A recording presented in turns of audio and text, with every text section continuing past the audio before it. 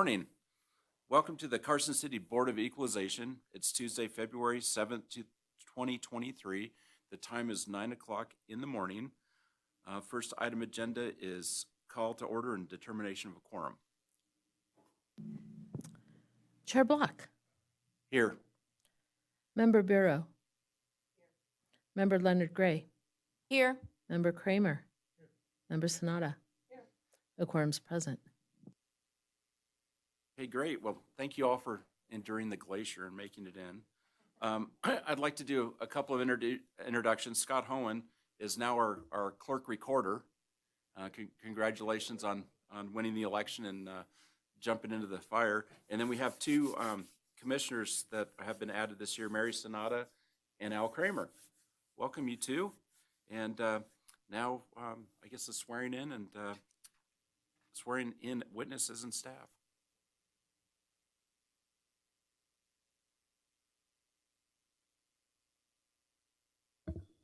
Ben Johnson, Senior Deputy District Attorney for the record. If I could have the Assessor's Office staff and any appellants that are going to be testifying or presenting information today, please rise.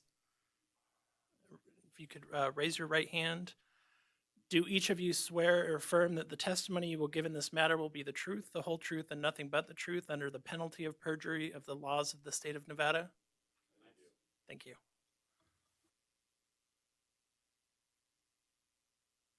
Now, do Al and Mary need to do the oath, or you've already done it? All right, you're ahead of the game. That's awesome. Okay, so now to item C, public comment. The public is invited at this time to comment on and discuss any topic that is relevant to or within the authority of the Carson City Board of Equalization. No action may be taken on a matter raised under this agenda item. Is there any public that wishes to speak that's not on the agenda? Seeing none. Item D for discussion only, Carson City Board of Equalization member orientation. Kimberly Adams, our Senior Deputy and our Senior Deputy District Attorney Ben Johnson. Good morning, and I just want to thank each of the members for volunteering their time to be here to represent all the constituents and to help us make sure we're above board and equalizing all the properties within Carson City. I'll go ahead and turn it over to Ben, and he'll give you a brief summary of the open meeting law. Thank you, Madam Assessor. Benjamin Johnson, Senior Deputy District Attorney for the record.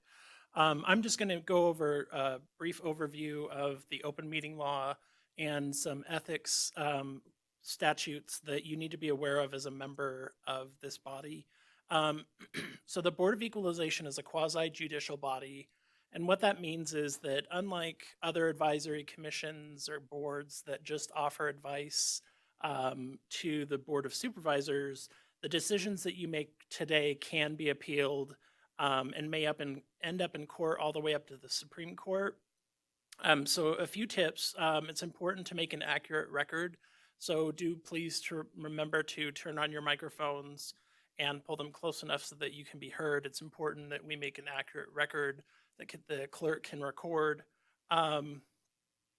The clerk's office provides everyone notices about the rights and the processes to make sure that due process is provided to all the applicants. As I mentioned before, this is subject to open meeting law. And what that is it's basically a set of statutes that guarantee public access to your deliberations and your decisions. So everything has to be done out in the public on the record.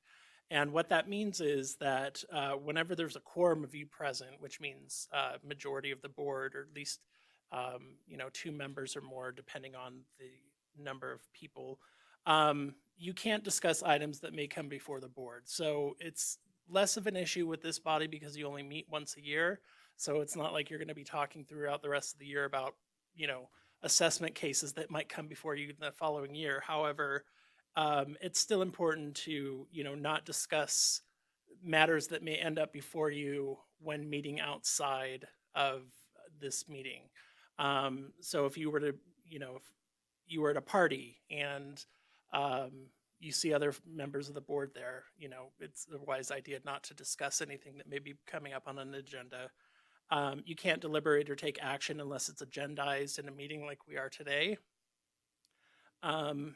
And so those are just some important things. The clerk, the assessor sent you a video that the district attorney's office has created that gives an overview of the open meeting law. So if you haven't yet, I do encourage you to watch that. The link is available on YouTube, and we can send it to you again if you need. More importantly, for this body is the ethics rules that apply. So you can't have a conflict of interest with any of the appellants or cases that may come before you. And so what that's defined as is having a significant pecuniary interest or commitment in a private capacity to one of the appellants or, a witness.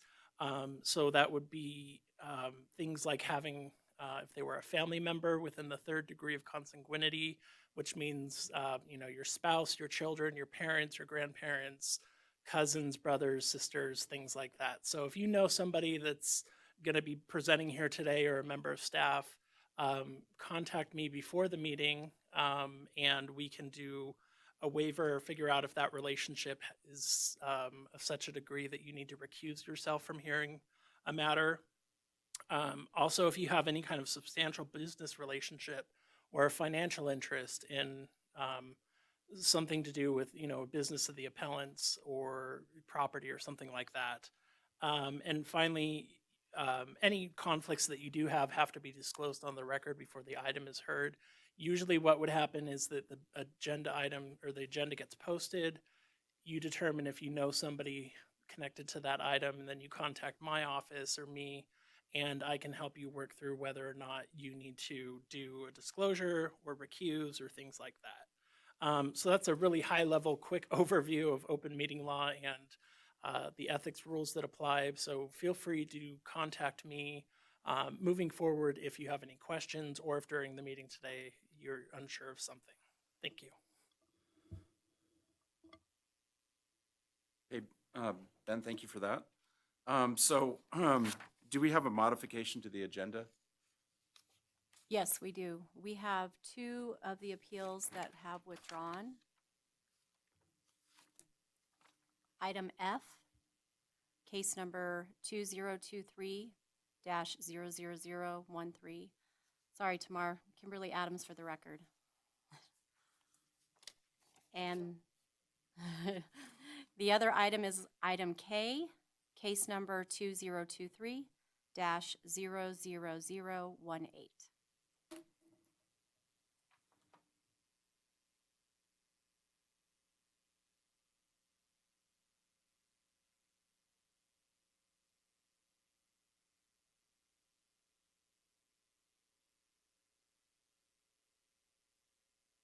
Recommendation and all of their stuff. So we're on to item E for possible action, hearing, discussion, and possible action regarding petition for review of assessed valuation of Alfred Walknorris and Kimberly Murphy Family Trust located at 1730 Chaparral Drive, APN 007-572-25, case number 2023-00012. Kimberly. Thank you. I'll go ahead and have Travis begin. Ladies and gentlemen of the board, thank you for your time today. Travis Haslam, real property appraiser, Carson City Assessor's Office, for the record. The subject property is a 3,741 square foot single-family residence on 2.56 acres at 1730 Chaparral Drive. For the 2023-24 fiscal year, the Carson City Assessor's Office has determined that the taxable land value to be $208,000 and the taxable improvement value to be $759,590 for a total taxable value of $967,590. Okay, great, thanks. Would the appellant like to come up and have a seat and state your name for the record? Don't forget to hit the little button where the green light comes on.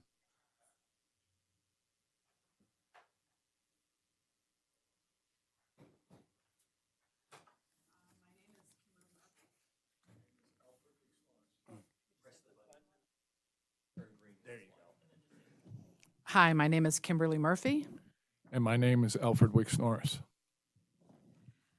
I have a few copies. I have a few copies that I'd like to use to address the assessor's side of the rebuttal. If that's okay? I don't know. I have 3 copies, so I don't know who should get those. I'm sorry, you need enough copies for each member and then one for the back table. I don't know if we have the ability to make copies Okay. right now. Oh, I have, whoops, sorry, one is mine, and there you go. Thank you. So one for Ben.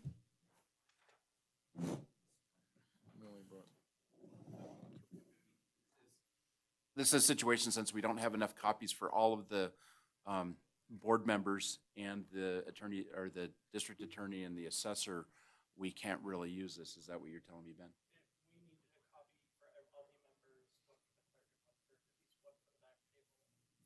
Okay. I mean, I'll go ahead and talk through the documentation. That's basically, first off, I want to respect everybody's time. It's my first time here. And I guess I learned a lot in this process. I do understand that my original appeal, based on looking at other properties that I felt were in the vicinity or similar type design, was not a valid argument for having the property reassessed. So I recognize that.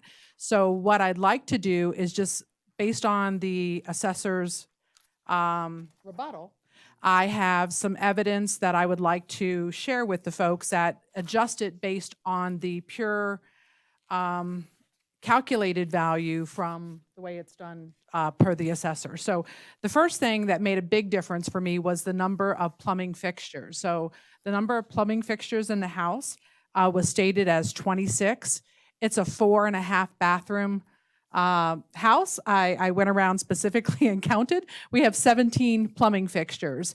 And just to look at, I did do on the second page of what I presented to you, the houses that I had presented that looked similar, square footage and everything else, as well as I took 2 or 3 of the additional properties the assessor provided. The average number of plumbing fixtures in all those houses is 17 as well. So, I definitely welcome the assessor. If he wants to come count plumbing fixtures, he can, but there's 17 in the 4.5 bathrooms.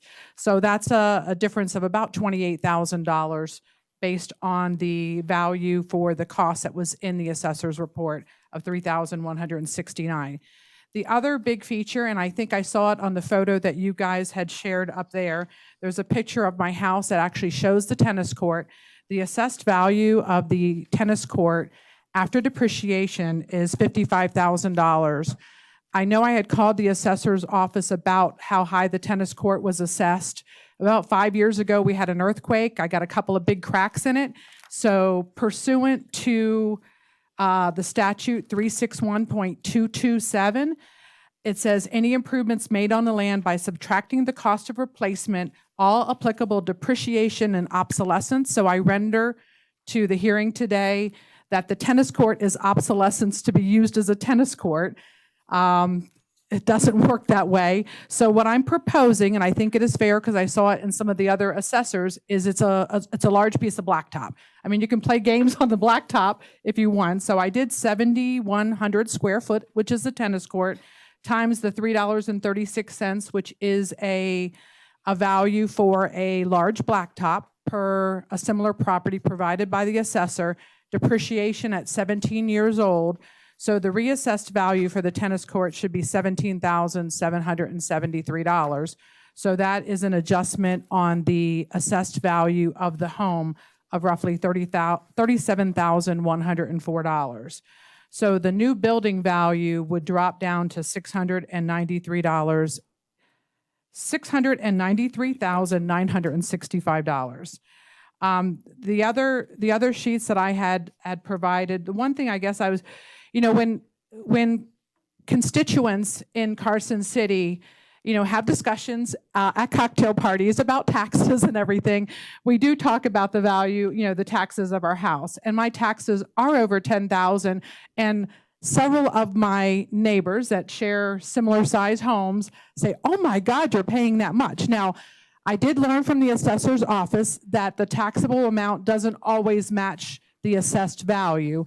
So I did go back and look at the assessed value of those homes, which does divorce itself from the tax rate because of the cap. So I did get educated on that process. The other, the other thing is, even when you do look at the assessed values of some of the homes, there is some inequality on the assessed value. I don't know whether it's just timing of renovations and everything. So I did just share one of the properties the assessor provided me, the 191 Plantation Drive that was just sold in 2021. That house looks like it's brand spanking new with all the remodels, the pool and everything else. And it has an extremely low assessed taxable value. So those things just kind of stand out, and I'm just making it a point that other people will probably have similar thoughts that I did, that they're being taxed unfairly. So I'm just going to share that as kind of a lesson. And then the one last thing I'll leave you with, and if page 83, if you go to page 83 of the document that was provided, there is a project that is about 2 football fields away from my house. It's the Anderson Ranch Estates. Literally 2 football fields away.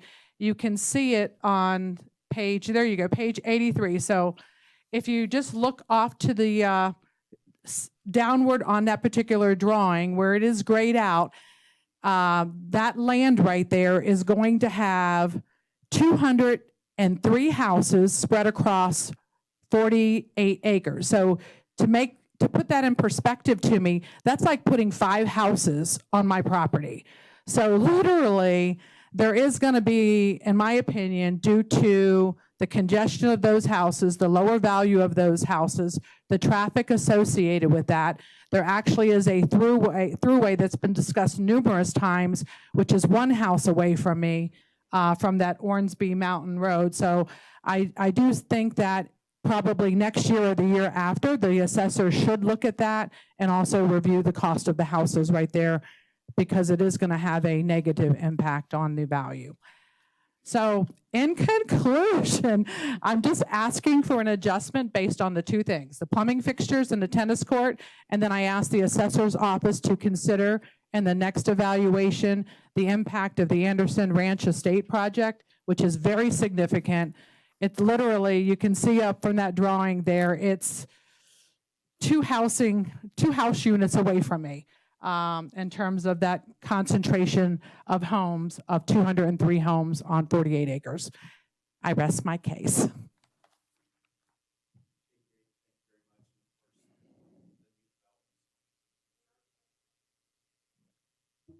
Thanks for that. The new stuff is in the future, and they will evaluate all that stuff based on what's surrounded the surroundings, and they do reevaluate the whole town every year.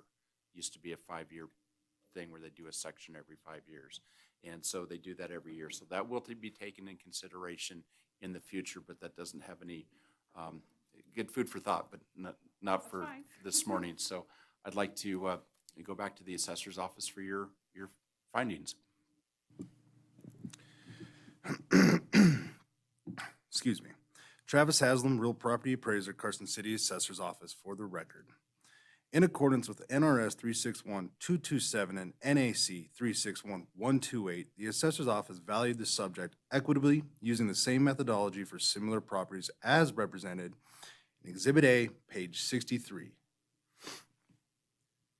Using the properties provided by the appellant, column residence RCN. Let's go back to that page. Column residence RCN, which is replacement cost new, represents the estimated value of each residence as if it were built new. The subject's accumulation of a finished basement, 2 garages, porches, they all contribute to the higher cost of replacement. Column residence RCNLD demonstrates the impact of straight line depreciation. Please take a look at evidence number 4 and number 7 in column RCNLD. Their RCNLDs are higher due to less accrued depreciation than the subject. Factoring in accrued depreciation on the residences and the site improvements, the subject is not being valued differently than similar homes. Some homes may have the same improvements, but there's not a single home that has the accumulation of all those improvements. If we jump to Exhibit B, page 81, this is a table of the most representative sales in the same market area of this subject. These homes are inferior to the comparable due to the accumulation of said improvements that exist on the subject. Given these sales are deemed inferior, this data indicates a value of $270.95 per square foot, or a value of $1,013,624 for the subject. This table demonstrates that the taxable value does not exceed market value in accordance with NRS 361357. In summary, the subject is being valued equitably and in accordance with NRS 361227 and NAC 361128. Market data indicates that the taxable value does not exceed market value. The assessor's office recommends retaining the total taxable value of $967,590. I want to address 3 points in your discussion. We always recommend an inspection because if there is an overstatement, we will address accordingly and make the adjustments. We have zero issue with that.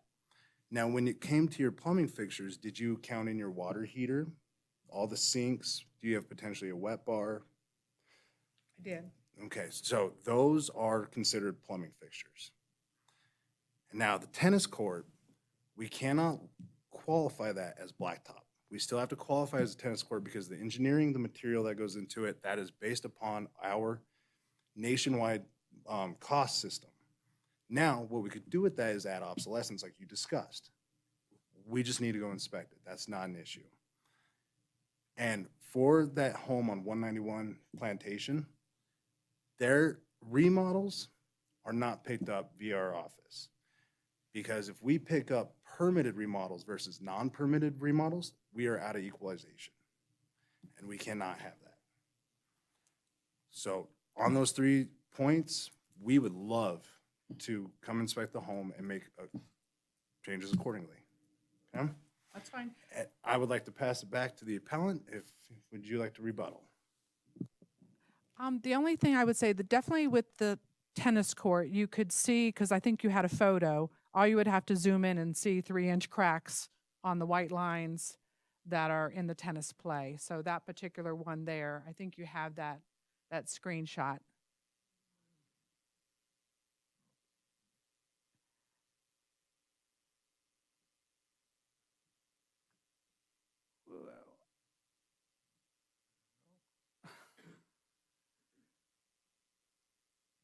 There you go. You can see it right across there, and we got one exactly on the other side. It probably happened 5 years ago when we had that one earthquake. I got 2 big cracks. The other thing with the plumbing fixtures, I did list the exact ones in here, the bathrooms, the sink, the bar sink, and the laundry room. The only thing I am missing is we have 2 on-demand hot water heaters, so the number would be 19. If I may, Shannon Silva, Chief Deputy Assessor for the record. Did you also account for your fixtures within your kitchen? Okay, thank you. I did one for the kitchen sink, which is what you're supposed to do, because to the kitchen sink is the dishwasher's hooked up to the same one, and the refrigerator water line is hooked up to the same one. Downstairs in the basement, we have a bar sink, and I also put one for the laundry room. For the bathrooms, it's 3 per bathroom, plus I have a half bath, so I counted for 2, which is the sink and the toilet. Kimberly Adams, Assessor for Carson City. Travis, can you look at the back page of the appraisal jacket and kind of describe the fixture detail for the board members? And we can discuss that with the appellant to see if that's where there could be some issues. Okay, Travis Haslam. Okay, so perfect, you have that page. You could look at page 104. Yes, sorry, for the board members, page 104. We'll start off with the bathroom detail, which is your bottom right corner. Do you see an overstatement of the number of bathrooms? So we have 2 3/4 bathrooms, looks like upstairs, and a 3/4 in the basement with another full Yeah, so 2 full baths, 3 3/4, 1 in the basement. And what I see, so the lavatory, that will count as the sinks in the bathroom. Do you have a bathroom that does not have 3 in it? We have we have 4 full baths and 1 half bath. There used to be a tub in the bathroom that was right off the sink, and when we moved in and it was disgusting, we just took it out. I mean, you don't need a half bath off the kitchen with a tub. That was done before we moved in. Perfect. And those are the things that when they change over time, we're not aware of. And that's why doing an inspection is always great. And we, like you stated earlier, we have 2 water heaters, so that accounts well. That is up in the plumbing section, second column from the right towards the top. Let's see. Kimberly Adams for the record. Unfortunately, removing the bathtub itself, though you can't use the bathtub, the fixture ability is still there. So I don't know that or did you take the actual, the whole plumbing out and We took the whole plumbing out, and the washer and dryer that was in the room that was adjacent, that room just became bigger, but that fixture was no longer needed, and the washer and dryer was relocated to that. So the 2 plumbing fixtures were combined, so to Okay. speak. Thank you.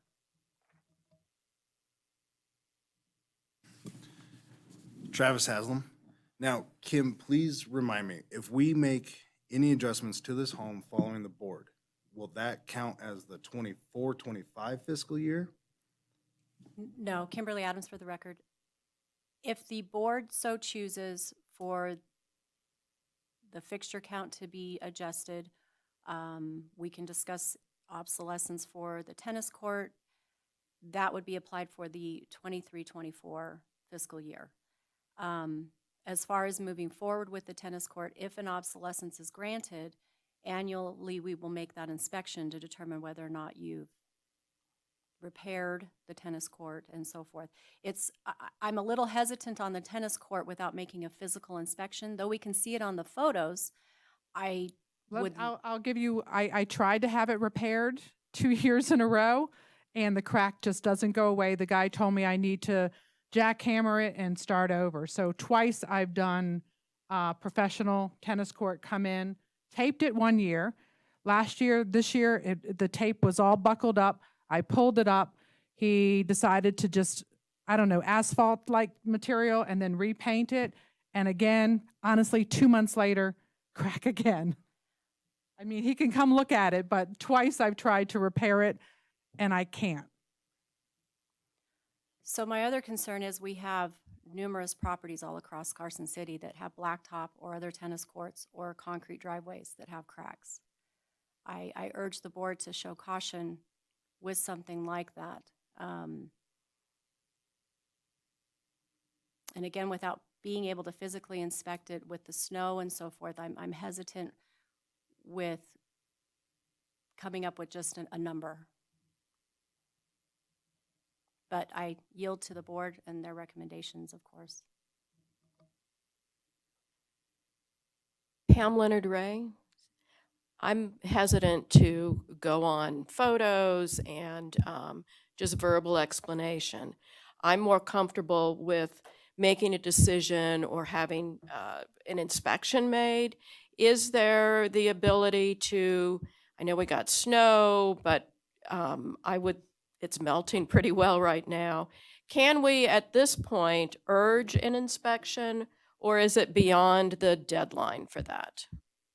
Well, first of all, let's step back a second. Let's make sure that the commissioners do not have any more questions for the appellant for clarification or the assessor's office, and then we'll go on to when we're deliberating and talking about that kind of stuff. So with that being said, Mary, you have some comments? Yes, for the assessor, I'm still not clear about how we came up with such a disparity between what the applicant says her plumbing fixtures were and what the records show. Between 17 and 26 is a pretty big difference. One of the things I will comment was there was 3 hot water heaters, but before we moved in, the previous owners had combined 2 of them for an on-demand. So that could probably explain away one. And then the fact that we took away the tub and combined it with the laundry room fixture, that's 2. I don't know about the others. Can I just go back? I mean, this is just for everybody in TV land as well. Nobody wants to get a permit. The building department or the code says if you theoretically replace a light switch, you should get a permit because that's life, health, and safety. That's what the code says, whether you agree with it or I agree with it or not. But when there's improvements or anything else like that that are done, they don't know. And if there's no permit issued, then the assessor's office doesn't know. So that's why a lot of this information is, you know, and probably 20 years ago, there was even less people applying for permits and stuff, but that's just food for thought. And so do we have any more questions? Colette Bureau. I just wanted to make one comment that you mentioned about the proposed, or not proposed any longer, the Anderson Ranch. As a realtor, which I am and have been for 33 years, this is good news actually for you because you offer 2.5 acres approximately of space that's irreplaceable. And so therefore, actually in the future, your land will be worth more because people will be seeking for that space as opposed to being clustered. So that's one thing to look forward to. Just want to make that comment. Travis Haslam, I want to go back to the question from Mary. When this property was put on the tax roll, first year was 1991. The year to appeal that new construction was 1992. New construction was done 2006 for the addition. To appeal that new construction was 2007. What those appraisers picked up is what they picked up. That's why we're recommending an inspection now to make sure our data is as correct as possible. So that maybe throughout the years, maybe there was a different standard then, but that's probably how we have the disparity. Follow-up question, Commissioner Mary Sanada for the commission. Do you agree with the applicant's numbers about how much, if there's that much of a difference, that it would change the appraisal? Travis Haslam. Changing the water fixtures will change the taxable value. This home is capped. My tax rate will not go down. I know that. Correct. Okay. Correct. So yes, the overall total taxable value will change, but the taxes due will not, because that will not see enough reduction to fall below the cap. But also on that note, sorry, is that's why I recommend doing an inspection so we have our data correct moving forward. Oh, okay, follow-up question, Mary Sanada. My question was, do you agree with her numbers of how much the assessed value would change if we reduce the number of fixtures? I cannot say yes or no. We would have to defer to our costing manual. Kimberly Adams with the Carson City Assessor's Office. I may be able to adjust the number of fixtures in our database to reflect an accurate number. However, I don't know that the estimated fixture count is going to be ultimately correct. So if you have a full bathroom, you have the sink, you have the shower head, the toilet, and the bathtub. Am I correct? So that's 4 fixtures in a full bathroom. So even though you have a tub shower, that's not 1 fixture, that's actually 2. So I think we really need to dial that in. If we can just take a moment and then we can get a very accurate estimated number of fixtures. I also see in One here of we the- have a wet bar. Yeah, let me just make one comment about the bathrooms. I mean, I don't think, based on looking at all of the properties provided by the assessor's office, on average, a bathroom, I never saw more than 3 fixtures per bathroom, not 4. Like I said, all of these homes, some of them 5,000 square feet, mine's 3,741. Some of them have 6 bathrooms. They have less number of fixtures than I do. So I think it's not the 3, I mean, I don't think it's 1 for the shower, 1 for the tub. In fact, I don't have any tubs Okay. at all. They're all showers. So just FYI. So, and when our appraisers do go out, oftentimes they're not allowed access if the construction has been completed before they are allowed into the property or onto the property. We're going to be going off of plans. The original plans of this home could have shown this many fixtures, and it quite possibly was completed and the homeowners moved in before we could do that final inspection. So there's always room for changes of those plans and then what was actually built. I certainly wasn't with the assessor's office when this home was constructed, but oftentimes the plans change. So I just want to clarify that we do our best to get on site before C of O has been given and the owners have moved into the property, but oftentimes we have to yield to those plans. And if the plans changed and we weren't made aware of that, that's how these type of things can happen. So just for my clarification, where the tax cap is and where the assessed valuation is, that whether you just say, okay, appellant, you're right, we'll give you your number, your out-of-pocket taxes aren't going to change. So that gives us the opportunity, or the assessors, it gives all of you the opportunity for that inspection to get the plumbing fixtures right. And if they are right where you say they are, or there's a couple more, that's going to help with the valuation next year, which we know it's not going to be any change in out-of-pocket because you have the cap. So I'm not, for what we've got here, without the inspection, we really can't say yes or no to that. So the plumbing fixtures. The other main issue I see is the tennis court. I've got a Victorian. I've used a lot of contractors. A few great, some not so great, and a bunch in between. But if you go to sell the house and the next owner wants to cut a 2-foot patch through there and fix the thing, go down to the base and all that stuff, that's going to hurt the future valuation. We had somebody appealing a front porch because, well, they wanted to add this front porch, but they were never going to enclose it and make the house bigger. Well, things change when everything sells, and of course, life changes everything a lot of times. So, I think if we're looking at fixtures, that's a discussion for after the inspection and everything else, and I know they're more than willing to do that, and I think that could, everybody could come to a great understanding with that and why it does. And a lot of things, when Kimberly's talking about what's a fixture or not, that's in building code. They're not arbitrarily picking, you've got the valve here and the valve here, or the full car wash shower, that some people have. So go from there, and I think one of the main parts is the tennis court. If if you give it some kind of obsolescence, what's the time frame for that obsolescence before it has to come back to the board, or something else happens? That's another one of my questions. And by the way, my wife tells me this all the time. I jump all over the place. Thanks for putting up with my thought process. Travis Haslam.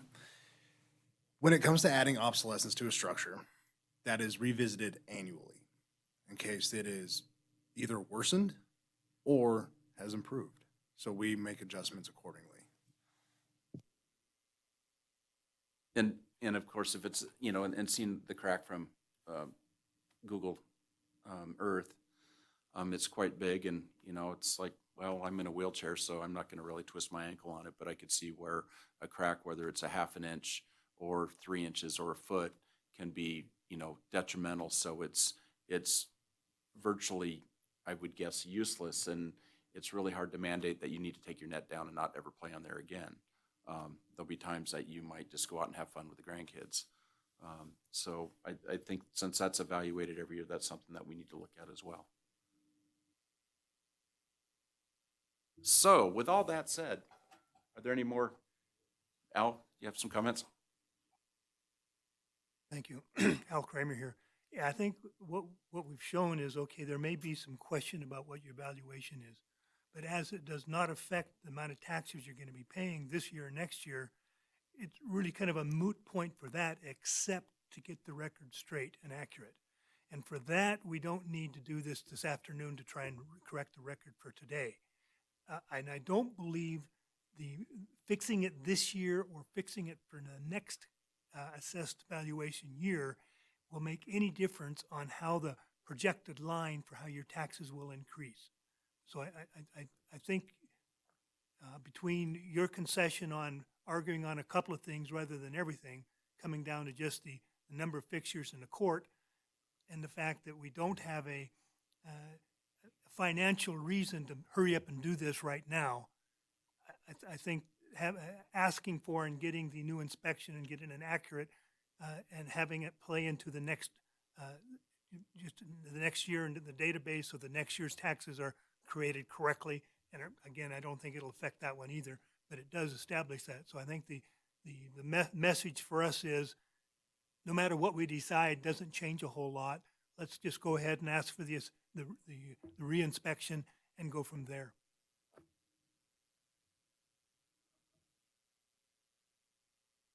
Okay, do we have any other comments, questions? I think I think that's a good point, because if they come in, let's get the record straight, get what you know you have, and share with them what then they'll know what you have, kind of thing. So, any more comments from the appellant? Any more from the assessor's office? Kimberly Adams with the assessor's office. I went ahead and if hypothetically there are 17 fixtures, it would reduce your assessed value on the structure only to $260,216, bringing your overall assessed value to $333,016. So it rounds out to be about $10,000 of a reduction in the taxable total. Because again, you have the depreciation, so that's going to affect it. So when you're looking at the Marshall and Swift line item, there's the cost without depreciation. So if we reduce that to say 17, if that's an accurate number, it's going to reduce that per fixture, but then you have the depreciation, so it's not going to be as large of a number as the appellant may have calculated. So her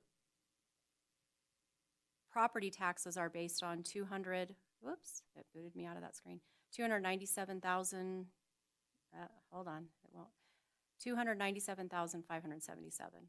So the difference between the capped amount and the assessed value are still a pretty large gap. But again, when we're equalizing value, what the cap is not, it's not really in the equation.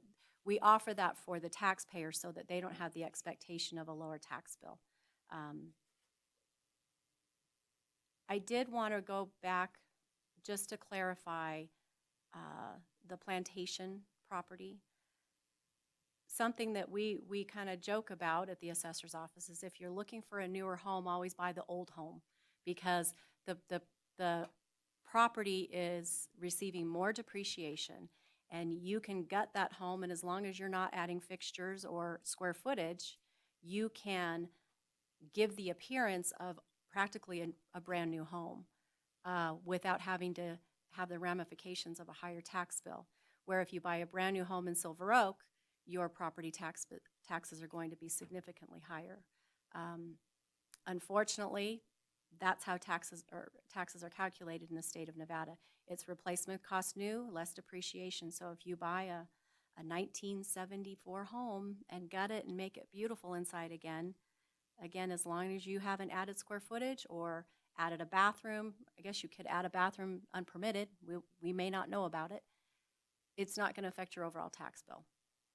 You don't get taxed on the $30 a square foot wood flooring you're putting in your home. You're not getting taxed on if you put a gold-plated toilet. It just doesn't affect your overall tax bill. So I just wanted to clarify the record as far as that goes.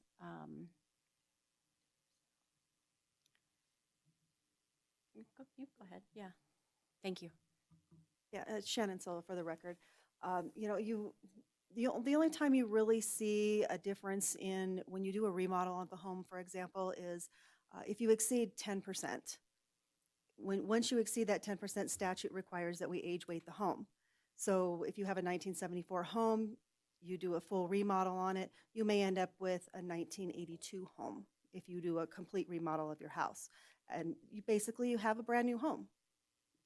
But your depreciation is being depreciated down to 1982 versus, say, a home that was built in 2020. So the depreciation plays a huge part in the value of the property and the original age, weighted age of the home. So that is something that a lot of the taxpayers kind of have a hard time understanding, is that the depreciation in Nevada is not market depreciation, so it can get rather confusing. I did have one more question about plumbing fixtures. As far as a water line to the refrigerator, is that a plumbing fixture? No, because that will come off your kitchen sink unless they had to install a separate one across the. You know, for the ice machine? Yeah, no, that normally comes through your kitchen sink, same Okay. as your dishwasher. Okay. It's just a line connected. curious. Yeah. But if your refrigerator is on the opposite side, then yes, they would have to run a line and it would be a fixture. So it all depends on where it's placed within the kitchen. Great, now I got to tell you about my refrigerator. You know, after 1875, I can't depreciate it 100% and call it good. So with all that said, any more questions for the board or the appellant or the staff? Okay, with that, here's the biggest question I like to ask is, I'd like to entertain a motion. Who would like to take a stab at this?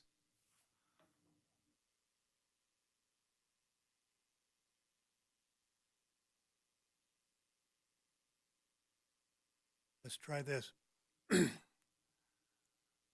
I move that the application for reduction in assessed valuation be denied, but that we request the assessor's office to do an inspection and update the records on this so that they are accurate in the future. Okay, we have a motion. Can I ask a question? Sir, Before I guess I understood it would be not denied, but delayed on reassessing the value based on the accuracy. So I guess I would think the motion should be, we would delay it because we may take into account the fixtures and the tennis court. well, by doing that, I don't think that we can get an inspection and everything done for another meeting in a week. And we're looking, that's kind of what we're up against right now. What we're sitting here right now, it's like today, it can't be 6 months into the future. But as Mr. Kramer said, that you go in there with the inspection and the evaluation, and with all the numbers coincide, your valuation, as you're telling us, your taxable valuation will go down. You're still not going to experience any out-of-pocket tax relief, but we're talking from the future on, because right now, today's meeting is not changing your taxes. Once we get all that other stuff down, going down the road in the future, and you have more depreciation as you go. So, I mean, there's a whole lot of factors that we're really, we can't look into the future, because you can say after today's meeting, don't come into my house. I guess one comment would be, I love your pretty faces on this beautiful morning here Tuesday, but I don't want to have to do it again next year. So I would just like to know that the corrections would be done when I get my December roll next year. If we could just put that into the motion, that the adjustments will be done before then, so I don't have to take your time next year. It'll just happen. Jed, if I may, whatever the Board of Equalization determines at today's meeting, if their recommendation is for us to do a physical inspection, correct the number of fixtures, we then will correct those fixtures, and you will actually receive an amended assessment notice within the month. This is nothing that will be delayed by our office by any standard. As far as the tennis court, though, I would like some sort of guidance from the board on how you would like for us to proceed with that. So another way to put the motion is we would, based on the findings of the assessor's recommendations, we want to stay with the assessor's recommended values until such a time where there's an inspection, there can be an amended assessed tax bill or an amended valuation. And also that we give the tennis court some sort of economic depreciation, economic obsolescence and depreciation. Oh. It would be functional obsolescence that we would be able to, yes. So with a motion on the table, do we then vote on that first before we amend the motion? I'll withdraw the motion on the table. Al, I like it when you step in like that. So I'd like to entertain a new motion. I think we have a willing participant.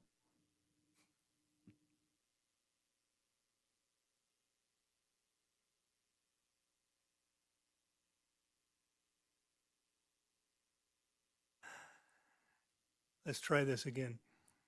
I move that we retain the assessor's valuation until such time as a new inspection can be done. And this new inspection should consider the functional obsolescence of the tennis court as well as the number of fixtures on the property. And that these results will then generate a new assessed valuation for the property, which will be given to the appellants. And this to be happening within a, 4-month period? Weather permitting? If it keeps melting today, we'll go out. 4 months. I second that motion. Okay, I'm sorry, who seconded? Thank you, Member Gray. Is there any discussion on the motion? Okay, seeing there's no discussion, we do have a second. I'd like to take, all those in favor say aye, all those opposed say nay. All those in favor? Aye. Aye. Motion carries. So thank you very much for all your hard work, and gets very emotional, but you took the time out of your day to come see us, which gave us a reason to be here, and for everybody to try to see light at the end of the glacier. So thank you so much, and you two have a great day. Okay, so now we're on to F was withdrawn, so on to item G. Yes.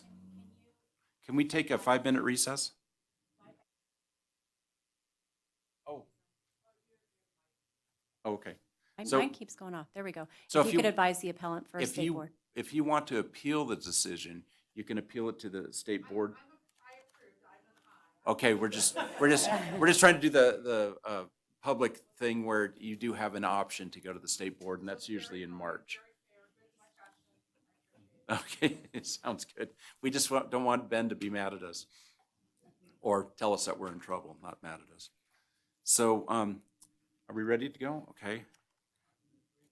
Do you need more time tomorrow? No.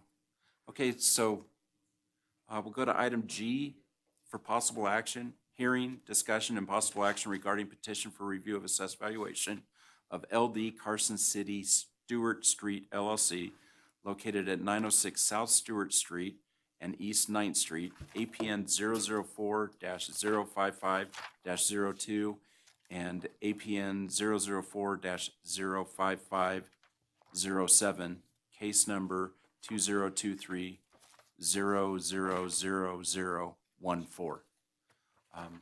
If the assessor would like to introduce the item.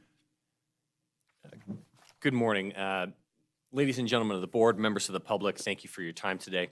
My name is Bryce Wheely. I've been a real property appraiser with the Carson City Assessor's Office for 3 years now and spent a combined 6 years prior to that doing commercial property management and commercial brokerage. The subject parcels are 004-05502, a 2.8 acre parcel of land with minimal improvements, zoned downtown mixed use with a land value of $1,341,648 and an improvement value of $22,376, for a total taxable value of $1,364,024. Parcel 004-05507 is a 0.64 acre parcel of land with minimal improvements, zoned downtown mixed use, with a land value of $350,163 and an improvement value of $12,951 for a total taxable value of $363,114.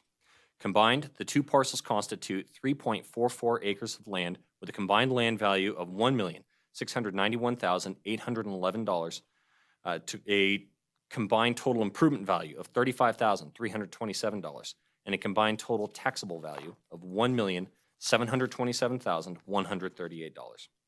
The appellant states that their opinion of value for 004-05502 is $1,362,240 and 004-05507 is $360,574. These values are exactly equal to the prior year's total taxable values, and the appellant has not submitted any evidence to our office, and I believe also that the appellant is not present to support their opinion of value. Per NRS 361.227 subsection 1, the value of the improvements, minimal though they are, were calculated as an estimation of the replacement cost less accrued depreciation at 1.5% per year. Also per NRS 361.227 subsection 1, the taxable land value is an estimation of the full cash value of the land. It was determined via the sales comparison approach, which you can find in Exhibit B on page 22. The subject parcels were purchased together on July 1st of 2020 for $1,650,000. Market appreciation since then, which you can find demonstrated in Exhibit A, pages 18 through 20, support a combined total value of between $1,752,542 and $1,928,313. In all circumstances, value conclusions are at least equal to or higher than the subject parcel's combined total taxable value of $1,727,138. Per NAC 361.735 subsection 1, the petitioner has the burden of proof. The assessor's office has provided evidence that has determined its taxable values for the subject parcels in accordance with applicable law and that such values do not exceed market value. The appellant has not provided any evidence to support their opinion of value. As such, the assessor's office recommends retaining the current taxable values of $1,364,024 for 004-05502 and $363,114 for 004-05507. Thank you. Thank you for that. Does anybody have any questions for the assessor's office? Al? Yeah, I do have a question. 2020, strange things are happening to the market, and strange things are happening now as far as I'm concerned. So when I look at commercial property in Carson, I don't see prices going up right now. I see prices going down, if staying maybe the same but going down. So is it your professional opinion then that the value of this property really has gone from 1.6 to 1.7 over this couple year period of time that we're looking at? Seriously? For the record, Bryce Wheely with the assessor's office. Yes, sir. I do believe that it has appreciated over those period of years. It is worth noting that when setting our land values, the last date of data that we can incorporate into our land values is June 30th of the preceding year. So in this instance, the most recent data that we can even theoretically contemplate is June 30th of 2022. Since then, capital markets have gone interesting, and that has incurred a large degree of volatility in the market. However, that is outside of our statutorily permitted date range that we can incorporate into our assessment of values. We have hung our hats, so to speak, on the sale, that is sale number 1 on Little Lane, which is actually even slightly above the per square foot taxable value of the subject parcel.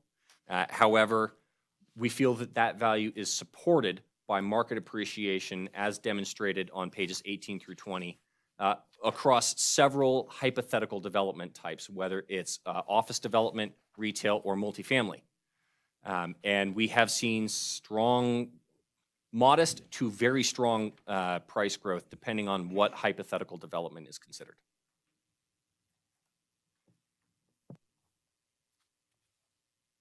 Anybody have any more questions for clarification? Colette? And that comment is That's correct. Yeah, prior to July 1st. The close of the roll was June 30th.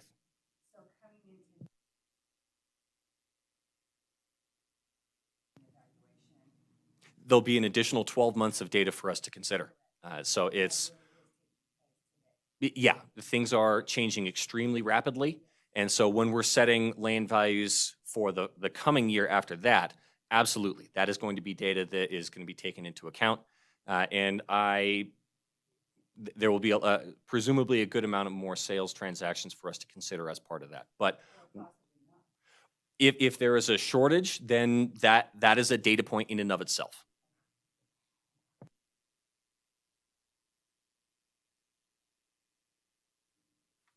Anybody else with any comments? Well, since the appellant's not here, I'd like to entertain a motion. Mary? Mary Sonata, I will make a motion to deny the appeal based on the fact that we have no input from the appellant that would change our opinion of the value that the assessor has assessed. Okay, we have a motion on the table. Is there any discussion on the motion? Anybody have any thoughts? Seen, Al? You're okay. With that, we have a second on the motion? I'll second. Colette seconds the motion. Okay, all those in favor signify by saying aye. Aye. Any opposed? Seeing none, motion carries. Now on to item, what are we looking at? Item H, for possible action, hearing, discussion, and possible action regarding review and approval of stipulation agreement for Bascal Properties located at 504 East Musser Street, APN 004-181-03, case number 2023-000015. Back to the assessor. Thank you, Chairman Block. Again, Bryce Wheely with the Carson City Assessor's Office. Thank you for your time.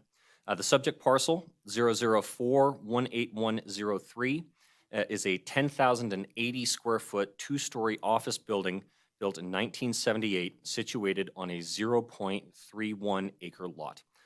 The Assessor's Office has developed an income valuation, which you can find on page 9 of this appeal. It supports a value below the taxable value. We gave the most weight in choosing comparables as the foundation for our assumptions with buildings with the most similar characteristics. Those would include things like tenant business access, parking, location, and building age. The property was found to be atypical in today's market, and that these physical attributes limit the prospective tenant pool. Based on the findings of the income valuation, the Assessor's Office has come to a stipulated valuation agreement with the appellant and the appellant's agent, who is with us here today. And we would recommend reducing the total taxable value from $978,772 to $858,772. Katie, do we have any questions for the Assessor's Office? Would the appellant like to come up and say anything?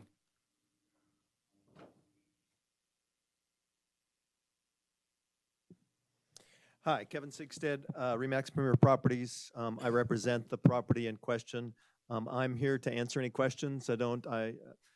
Bryce has worked very hard on this, and up until the very last minute, they were pounding me to get documents in on time.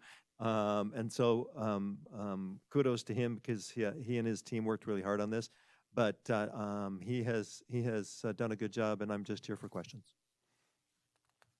Okay, great, thank you. Does anybody have any questions for the appellant? Ben, I keep looking at you like you have something. To put, okay, seeing none. I guess I could make a motion. Would somebody like to make a motion? I'd like to make a motion that we agree to the stipulation that the assessor's office and the property owner's agent agree upon, that the stipulated tax value of $858,772 and a total assessed value of $300,570 for the property for the 2023-24 fiscal year. I'd like to second that motion. Okay, do we have any discussion on the motion? Seeing none, we have a second. All those in favor signify by saying aye. Aye. Any opposed? Seeing none, moves unanimously. Thank you so much for taking time out of your day, sir. Thank you. Things from zip along.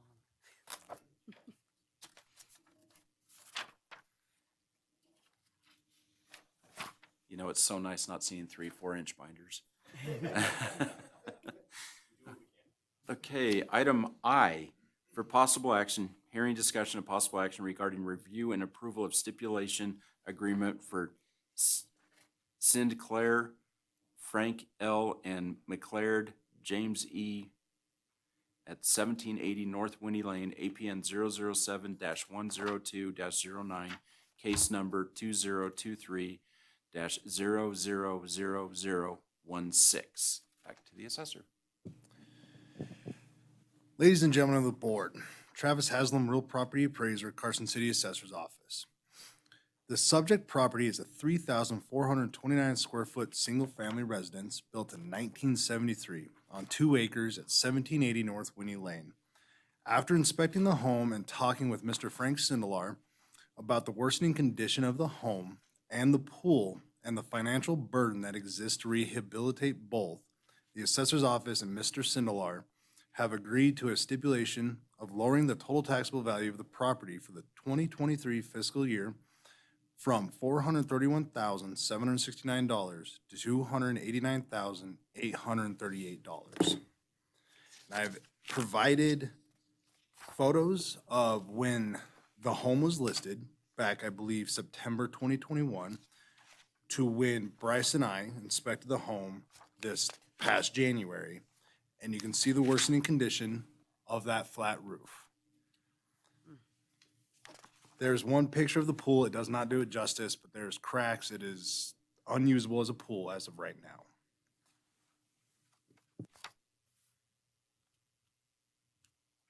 Okay, great. Does the appellant want to come up and say anything?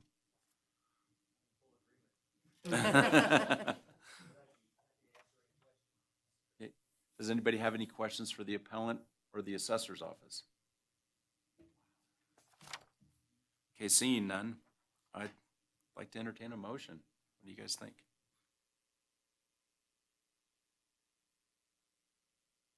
Mary Sonata, I will move that we follow the assessor's office recommendation to lower the property value, the taxable value from $431,769 to $289,838. Okay, great. We have a motion. Is there any discussion on the motion? Seeing none, do I have a second? Al will second the motion. With all those in favor signify by saying aye. Aye. Any opposed? Seeing none, motion carries, and good luck. Yeah.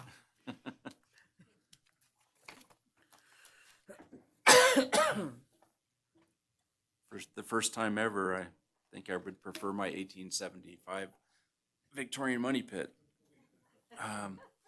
Anyway, on to item J. But, sir, thank you again for coming.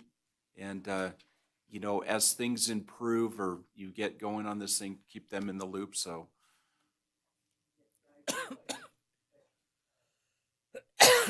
If you could come up and We just state your can't. name for the mic, so she can't hear you in the corner. I can't record you.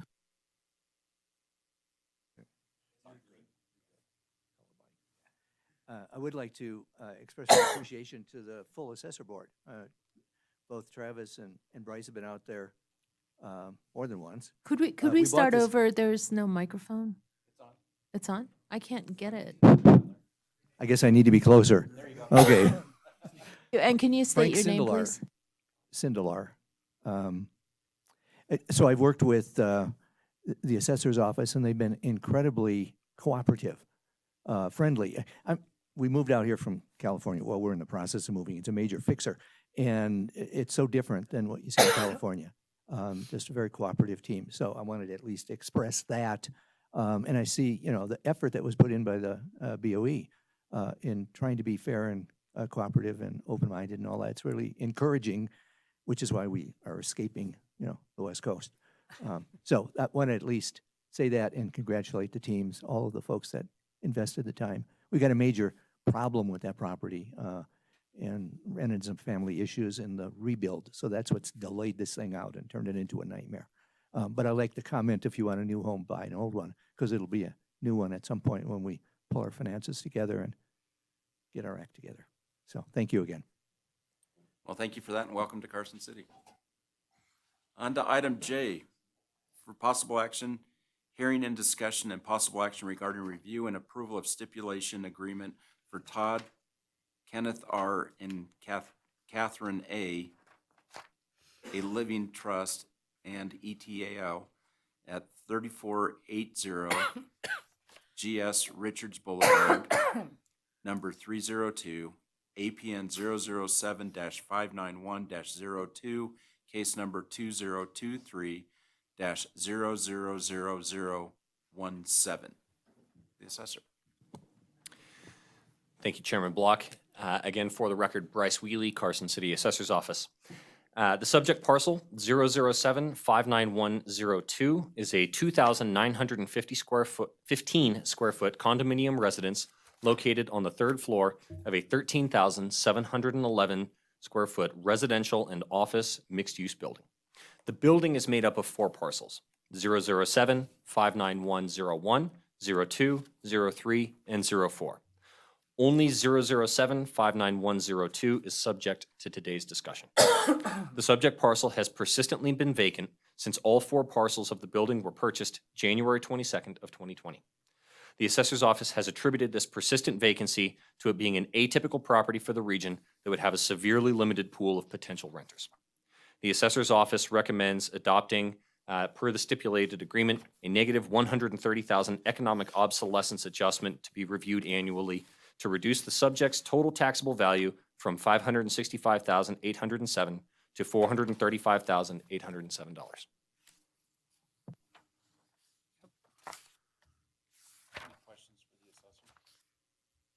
Pam Leonard Ray. So I do have a question. You're going to assess this annually, and how do you keep track of whether or not they are actually trying to lease the property in question? Bryce Wheely for the assessor's office. So we will be in annual collaboration with the appellant or appellant's agent. In this case, it's Mr. Sigstad again. And ensuring that we get documentation that the property they are actively marketing the property, either for sale or for lease, and be revisiting the negative adjustment, if it is still warranted, revisiting that number annually. Thank you. So this is for the entire building, not just the 2 apartments on the, I thought you said one of the apartments on. This is just for one of the apartments on the 3rd floor. Is that the north or south one? I believe it is the south. Kevin, is that correct? North. Okay. The north one. I misremembered. I apologize. It was Whiffley's, yeah, because Rob Botter and Dick Whiffley did those amazing things, and I don't know how you value the south side versus the north side based on materials and faux paint and things that they did. I mean, it was just a incredible thing. So anyway, I digress. Would you like to make a? Kevin Sigstead for the record. The challenge with this particular unit is that it's 3,500 square feet, 2-bedroom, 2-bath. It might even be 2.5 bath. But I've looked at how do I convert the den or the office or something into a 3rd bedroom and try and make it more appealing. Owners are struggling because when they bought it, the selling agent guaranteed rents on that apartment until the beginning of this year, and once his guarantee, and he was funding the difference in rents, and once the guarantee disappeared, we also lost a tenant, and we all haven't been able to find one. And so it's a challenge, and it doesn't look good on me as I haven't been able to fill it, but I'm doing my best. Just curious. It was at $4,500 a month, and now it's at $3,500 a month, and so it's $1 a foot, which sounds competitive, but for the fact that it's just 2 bedrooms. So is the apartment available for purchase only, just the apartment? You There know, is an elevator, you and said there's that. sun on the south side. Somebody I'm made all in. reference to if it rents or sells, and it sparked my mind. I went, we could sell it. So yes, I can let you know. So, okay, so with that said, I'd like to entertain a motion. I can make a motion.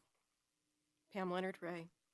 I move that we accept the value chain stipulation for parcel number 007-59102, going from $565,807 to $435,807. I believe I've stated that correctly. Okay, we have a motion. Any discussion on the motion? Seeing none, who would like to second the motion? I'll second. Colette seconds the motion. All those in favor signify by saying aye. Aye. Any opposed? Seeing none, motion carries. All right, now to item. Thank you all again, and also for the record, I did try and appeal a 3rd one, and I think I had the entire appraisal office on the phone, demonstrating to me that even if I think the market value was lower than what the appraised value is, that based on their formulas that they have to use, that their hands were tied, and it took 1 or 2 calls, but they convinced me, and so they did a good job, and so kudos to all of you. Thank you. You know, it might be easier if you encourage children and grandchildren to move back from Tennessee to here, so maybe you'll have a tenant again. So, all right, thank you so much for coming. Item L, public comment. The public is invited at this time to comment on any matter that is not specifically included on the agenda as an action item. No action may be taken on a matter raised under this item of the agenda. Is there any public comment? Seeing we have no public, I'd like to, I guess before we go on to item M, I'd just like to say, I think this is the shortest one in 13 years. I really appreciate all the hard work and effort that the whole assessor's office does every single year. And, you know, I really appreciate all of you being here. And Al, I'm glad you were here. You know, it's our former assemblyman and Carson City treasurer. And it's always good to see Mary again. It's been quite a few years. But, you know, thanks everybody. And Tamar, she's always keeping us on track. And for Ben, keeping us in line, if you will. So I just wanted to say that. And then for item M, for possible action on adjournment, do we have a motion? Okay, do we have a second? Second. All those in favor, signify by saying aye. Aye. Aye. Thanks, everybody, and endure the glacier.